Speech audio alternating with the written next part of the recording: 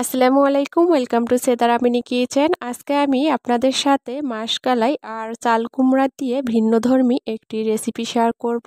পেকে যাওয়া চাল কুমড়া আর মাসকালাই দিয়ে এই বড়িগুলো আপনাদেরকে তৈরি করে দেখাবো খুব সহজেই। আশা করছি আজকের এই সিম্পল রেসিপিটি আপনাদের সবার কাছে অনেক ভালো লাগবে। চেষ্টা করব শুরু থেকে শেষ পর্যন্ত সকল ধরনের টিপস এবং ট্রিক্স আপনাদের সাথে শেয়ার করার জন্য। চলে যাচ্ছি মূল রেসিপিতে।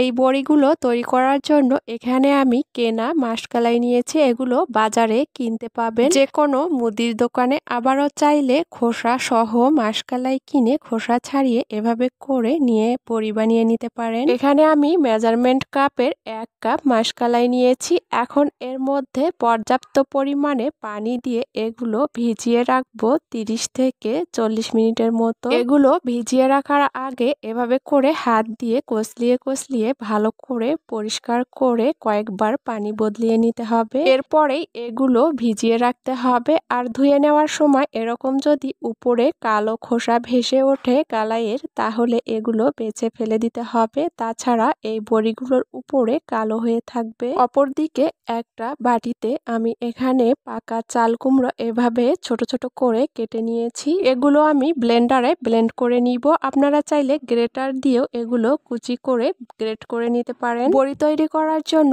পাকা চাল কুমড়া নেওয়ার চেষ্টা করবেন। আর আপনাদের সাথে শেয়ার করছি, পাকা চাল কুমড়ার উপরটা কিন্তু দেখতে ঠিক এরকম হয়। আমি খোসাগুলো আগে থেকেই ছাড়িয়ে নিয়েছি। ফিরে আসলাম 40 মিনিট পর। 40 মিনিট পরে কিন্তু এই ডালটা অনেকটা ভিজে নরম হয়েছে।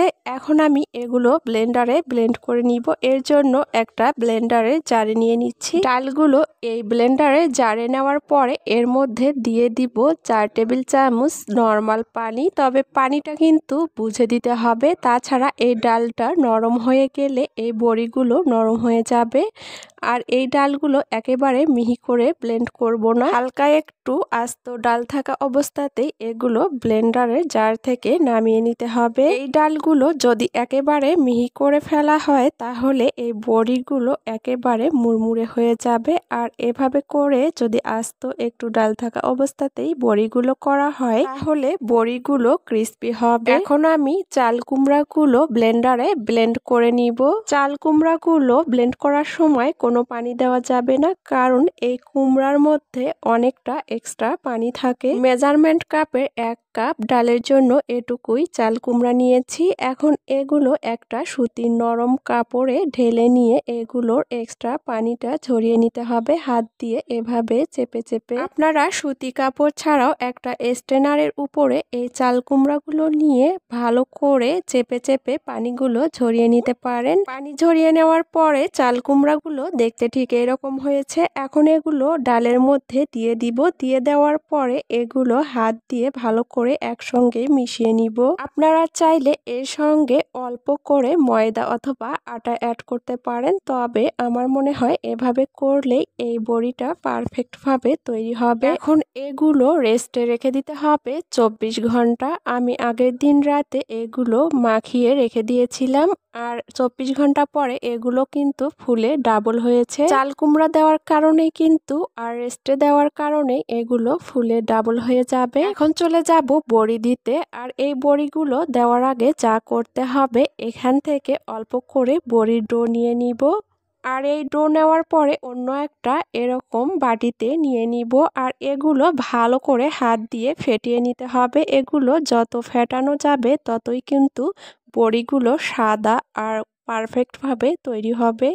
এই ডোটা ফেটিয়ে নেওয়ার পরে যখন এরকম সাদা হয়ে যাবে তখনই এই বড়িগুলো দিয়ে দিতে হবে। আর যদি আপনারা বুঝতে না পারেন তাহলে অল্প করে পানি নিয়ে পানির উপরে দিলে যখন এগুলো পানির উপরে ভেসে উঠবে তখনই বুঝতে পারবেন যে এই বড়িগুলো দেওয়ার জন্য এই ডোটা একদমই পারফেক্ট। বড়ি দেওয়ার জন্য এখানে আমি একটা স্টিলের বড় সাইজের ট্রে নিয়েছি। আপনারা চাইলে যে কোনো স্টিলের বড় প্লেট অথবা যে কোনো বাঁশের চালনি অথবা প্লাস্টিকের ঢাকনাতেও এই বড়িগুলো বসাতে পারেন। আর এখন এগুলো বসানোর আগে এই ট্রেটার উপরে আমি হালকা করে তেল ব্রাশ করে নিয়েছি। এখন আমি বড়ি বড়িগুলো এরকমভাবে হাত দিয়ে ছোট ছোট করে দিয়ে দিব। আপনারা চাইলে বড় সাইজের করেও এই বড়িগুলো বসিয়ে নিতে পারেন, তবে আমার কাছে ছোট সাইজের করে তৈরি করলেই এই বড়িগুলো বেশি ভালো লাগে। আর এভাবে করেই আমি ছোট ছোট করে সবগুলো বড়ি দিয়ে নিয়েছি, আপনারা দেখতেই পাচ্ছেন। আর এই বড়িগুলো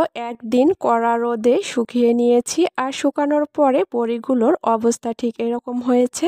এখন আপনারা দেখতেই পাচ্ছেন হাত দিয়ে এভাবে করে একটু নাড়াচাড়া করলেই সবগুলো বড়ি উঠে আসছে। যাদের কোনো রোদের ব্যবস্থা নাই তারা চাইলে গ্যাসের চুলাও এগুলো শুকিয়ে নিতে পারেন, তবে তখন একটু সাবধানে শুকিয়ে নিতে হবে যাতে পুড়ে না যায়। আর আপনারা দেখতেই পাচ্ছেন বড়িগুলো বানানোর পরে শুকানোর পরে চট করে উঠে আসছে। এর কারণ হচ্ছে আগে তেল ব্রাশ করে নিয়েছিলাম। বড়িগুলো দেখেই বোঝা যাচ্ছে কতটা ক্রিস্পি আর সাদা হয়েছে। আপনারা চাইলে এভাবে করে মাত্র 2টি উপকরণ দিয়েই এই চাল কুমড়া আর মাশকালাইয়ের বড়িগুলো বানিয়ে নিতে পারেন। আশা করছি আজকের এই সহজ রেসিপিটি আপনাদের সবার কাছে অনেক ভালো লেগেছে। এরকম সহজ আর নতুন রেসিপি পেতে আমার চ্যানেলটি সাবস্ক্রাইব করবেন আর বেল বাটনটি অন করে রাখবেন আমার পরবর্তী ভিডিওর নোটিফিকেশন সবার আগে পাওয়ার জন্য।